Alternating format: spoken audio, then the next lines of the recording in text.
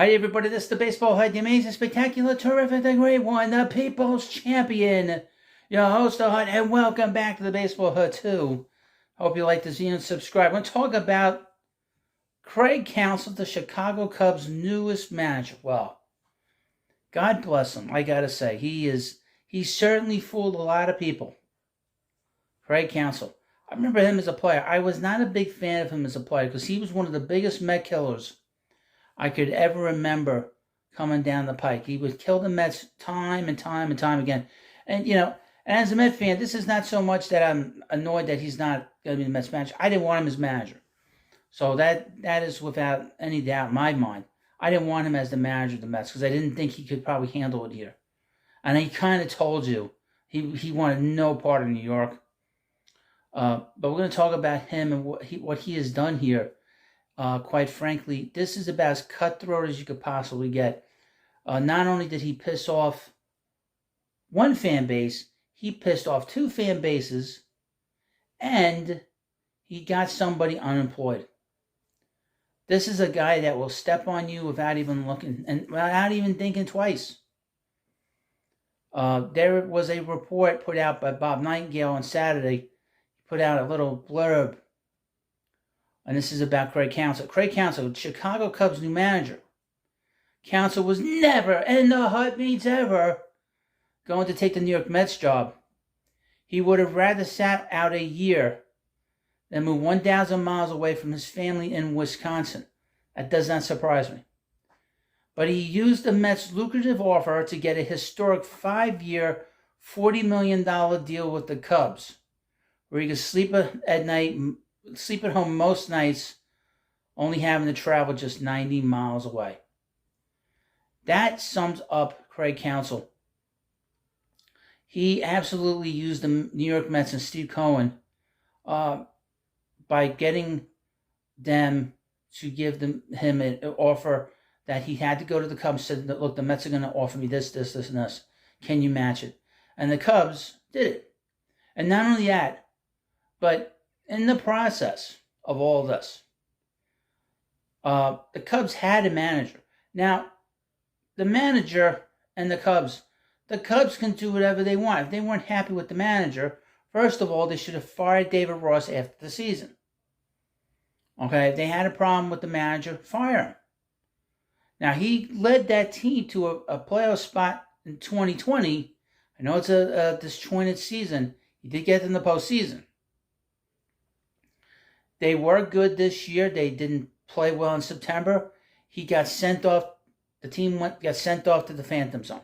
Never made the postseason. They probably could have gotten there the last week. And he is a beloved member of the Chicago Cubs. He's part of that 2016 World Series team.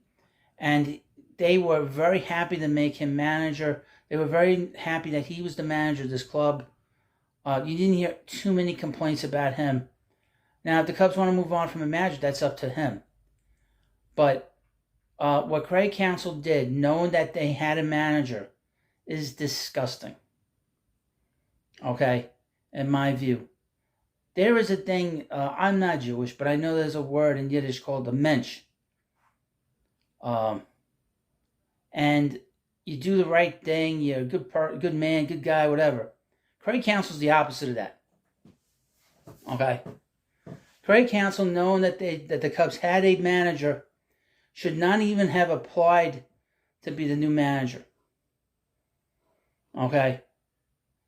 If he wasn't happy with what he was getting paid in Milwaukee, he probably would have been better off taking a year off. So not only did he not only did he get somebody fired in Chicago, not only did he use the New York Mets to get this 5-year, $40 million contract, which I do not understand as a fan. The guy never won a World Series. When Joe Torre made $7 million with the Yankees, he'd already won 4 championships. This guy has not won anything. He hasn't even been to the World Series.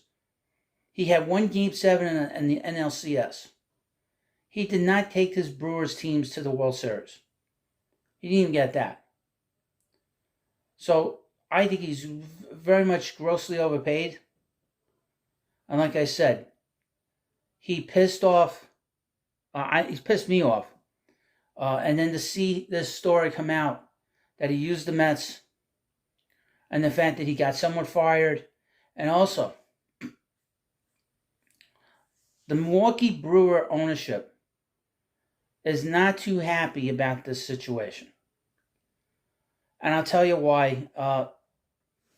Obviously, they gave him a chance to be the manager. He was hired to be the interim manager in 2015. I don't remember who he took over for. It doesn't matter. But he was the manager there for 9 years.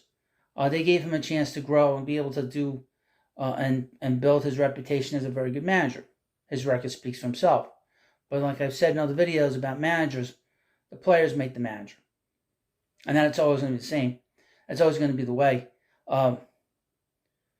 But ownership they feel very betrayed by this move. And I'll tell you why. Milwaukee and Chicago have a rivalry. And a lot of it goes back with the football teams, with Green Bay and the Bears. And obviously with the Brewers being haven't been in the National League for the last 25, 30 years, they've built a relationship and a rivalry with the Cubs. Whenever the Brewers play the Cubs in Milwaukee, the Cubs fans inundate the ballpark. And the Brewers and their fans are basically second-class citizens in their ballpark. So that has to rankle ownership a lot, that their fans get overwhelmed by fans of other teams. And in particular the Cubs. Because the Cubs obviously the big team in the Midwest, along with the Cardinals, and the National League, and then just in Major League Baseball. The Cubs, obviously, they overwhelmed the White Sox there. So, Milwaukee's not in the same state, but you get my drift. So you have this great manager, quote unquote. He's with your team all those years. He lets it be known that he wants to talk to other teams. He wants to go talk to the Guardians. Great. Cleveland needs a manager. They had a great manager there. That seemed to be a pretty good fit. New York Mets had a good manager. Didn't have a good year. They'd let him go, or he left, or he fired, or whatever. And Counsell interview with the Mets. That's a great job. You got a great owner. You got a good new executive who they know. They respect David Stearns a lot. I don't think they would have had a problem with him going to the Mets. I don't think they would have had a problem with him going to the Guardians. But to go to the Cubs, that is like a smack in the face to ownership. That is a smack in the face. And he basically said that he lost the community with that. That the fans are so angry about Counsell going to the Cubs in particular, that I don't think he's going to be welcomed too well, too kindly there when the Cubs go in there. And Midwestern people can be very kind and stuff, unlike us New Yorkers. But I don't think they're going to be too pleasant to deal with when it comes to him coming out into the field trying to argue a call, or the Cubs going there. It's going to add a new sort of wrinkle to this, that he went for a bigger deal with a bigger market team. And I would mention this: Craig Counsell didn't want a challenge. So this goes back to the Mets thing. He wanted his comfort. There is not that big of a challenge there with the Cubs. The Cubs have won their World Series. There's no pressure coming from the fans. There wasn't really any pressure from the fans before they won a World Series.